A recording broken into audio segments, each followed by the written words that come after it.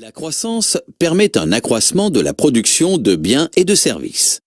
Elle nécessite pour cela l'utilisation de capital et produit dans le même temps des externalités. Or, deux problèmes se posent. Comment gérer l'utilisation du capital afin d'éviter son épuisement? Comment gérer les effets annexes produits par la croissance? Ce sont ces problèmes qui sont au cœur des limites écologiques de la croissance. Ainsi, on a vu apparaître la notion de développement durable qui se définit comme le développement qui répond aux besoins du présent sans compromettre la capacité des générations futures de répondre aux leurs. Rapport Brundtland. L'utilisation du PIB comme indicateur de richesse produite est parfois critiquée, car il ne représente que la valeur des échanges économiques. Le PIB ne prend pas en compte l'évolution des richesses qui ne résultent pas d'activités de production, comme par exemple les plus ou moins values boursières.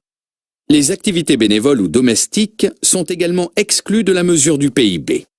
En revanche, sont comptabilisées des activités généralement considérées comme négatives ou nuisibles. Par exemple, un embouteillage crée du PIB par le biais de la consommation de pétrole.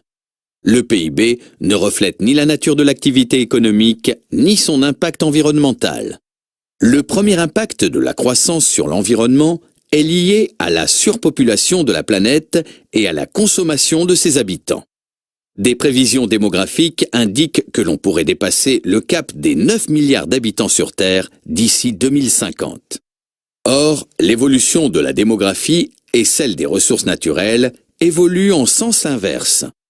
Plus la population augmente, plus les ressources naturelles diminuent. L'activité économique produit des déchets qui modifient, altèrent ou détruisent les fonctionnalités des écosystèmes, que ce soit au niveau local ou planétaire. La pollution des sols et de l'eau, l'émission de dioxyde de carbone constituent autant de facteurs de risque écologique majeurs.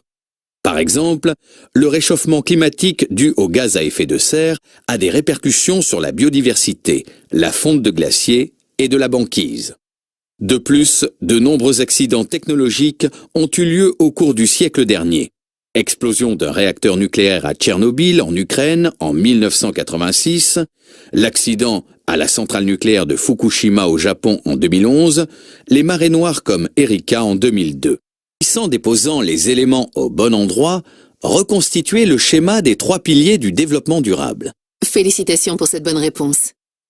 À votre avis, le bénévolat associatif est-il pris en compte dans la mesure du PIB? Félicitations pour cette bonne réponse.